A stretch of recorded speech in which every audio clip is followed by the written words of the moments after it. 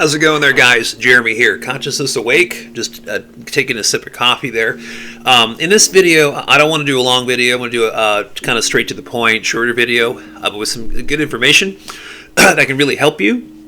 I get this question multiple times from people in the community about, doing an astral projection or, just having an OBE and trying to connect or communicate with other astral projectors, another person that's maybe thousands of miles away, hundreds of miles away, or sometimes having shared OBE experiences with your spouse or girlfriend or friend, and you're living in the same house, same area, so it's a little easier to do it at the same time, not in different time zones, that kind of thing.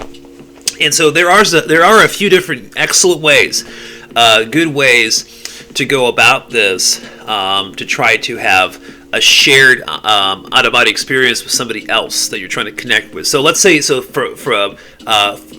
with this video, we're going to focus on a few different things that you can do as the initiator of that experience, trying to bring someone else into the OBE experience. One way is one thing, and let's go over two or three, and all of the ones I'm going to talk about have worked for me, and they work for other people too. So these are legit, ways that actually have been proven to work. The first one that comes to mind is just go into meditation. Go into just regular meditation with the intention of having an out-of-body experience, and with the intention of communicating or connecting with whoever that person is. You want to have that person's. There's two things you need. You need that person's actual name, so that you can call their name, mentally project that during your meditation. And also, you need to have some kind of emotional connection with the particular person. So it's kind of hard to do this kind of thing and trying to connect with somebody else to astral project together, unless there is some kind of connection, and bare minimum a emotional connection, which also helps to connect energetically that other person's astral body and your astral body, okay? Because you're trying to connect together with your astral bodies. That would be the focus. And so it's kind of hard to do it with just some random person, or some famous baseball player, or some famous actor, or something like that. It's really difficult unless you already have some kind of connection with that person. So that's truth number one there. So you can't just do whatever you want with these techniques. I mean, there has to be certain conditions kind of in place for them to work. Have their name and have some kind of emotional connection to them, okay? And so as you're meditating, getting deeper into your meditation, you're getting into that body paralysis kind of feeling, you're getting near hypnagogic state of where the body's kind of falling asleep, but your consciousness is awake, okay?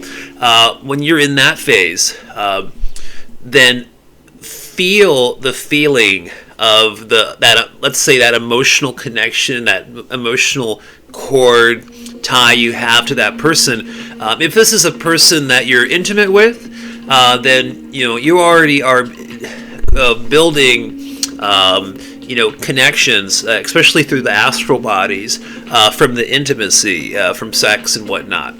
There's what we call energy cords that are created through astral matter, so we can create things and make certain types of connections through etheric matter or astral matter, just through our actions and the things we do, even here in the physical body and physical, what we call a physical plane. Okay, so what you want to do is, so you're getting into that deep meditation, and you start connecting to that person emotionally with whatever that connection is. It's different for everybody. and then you call their name a few times, or even several times, 5 times, whatever. Usually, I'll do like 3 solid name times, or maybe 4 times, just to be just to make sure. And then what you're doing is you are summoning their astral body in that moment as you're doing that. And then when you do that, after that, you do your OBE exit technique, or whatever technique you're trying to do at that time. And then when you get out of body, as you're getting out of body, and actually sometimes before you, like right before you even try your OBE exit to go to that next step, that person, their astral body, which looks similar to who that person looks physically, will actually appear in your room, or near your bed, or next to you in bed, or within 10 feet or whatever, and then the question is, in that moment, like, that other person, are they is their physical body just asleep at that time, right? Are they meditating? Are they also maybe in an out-of-body experience, or doing astral projection at that time, right? So if their physical body is awake wherever that other person is, all you're getting then is just like an energetic copy of their astral body. Their astral body is making a copy of itself and just going to where you are. And yes, you can kind of like interact with that astral copy, and communicate with it and all kinds of things, but that other person is going to have zero conscious awareness, or a zero memory recall of any of those experiences. So it's kind of like a waste of time. So if you're doing that, you need that other person to be bare minimum in sleep, especially like early morning hours, and that other person's even in like going through REM, going through different dreams and different dream scenes, dream simulations as I call them. And then that person feels like they're being pulled and taken to a different dream scene, or basically getting pulled out of their dream state, and then going into an astral projection into a different area where that other person is summoning them. I hope that makes sense. If it doesn't, please leave some comments or questions down below. The other way is just to do it after you get through the OB exit process, and you're 10, 20, 30 feet away from your physical body in a full-on out-of-body experience, conscious awareness, and you have that, you're holding that intention of trying to connect with whatever other person that is. And so then you kind of do the same thing in a way, but you're already out of body, and you just call their name again, their real name, whatever their name is, a few times, several times, loud and clear, mentally, and you try to project it through your astral body or etheric body, vocals, because you can project sound with the you can project sound is what I'm saying. So you can like scream and yell and that kind of stuff. And then you just do it while you're already out of body, and so hopefully that other person is asleep, or in a meditation, or in an out of body experience, and they can really come to you when you summons them, and they can hopefully have more conscious awareness and whatnot. So the bottom line with what I'm talking about here is, if the other person is physically awake, this is going to work, but you're just going to get like energy copies of their energy bodies. It's a copy of it that comes to you. But it's true though that on a subconscious level or unconscious level, even when you do summons the other person's energy body copies, those copies are still entangled, connected to the other person, one way or another, to their mental field, their energy field, etc.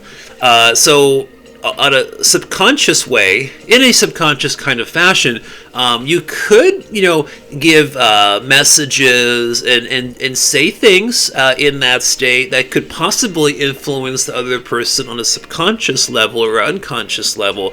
So I guess it depends on just how much effort, focus, and how often you do that, etc. I guess that would be a kind of a case by case, person to person kind of thing, So all I'm talking about here is the possibilities and the truth and the facts and things that I have done myself and other people have done too. So some of these techniques do work. The other one is, without making this video too long, I'm at 10 minutes now already. The other one is when you're in a lucid dream. So you're in your own dream state, and you just wake up in your dream, you realize you're dreaming, you become lucid in your dream, your consciousness just takes over, your thoughts take over in that moment, and you're in control of this dream simulation. You can also then try to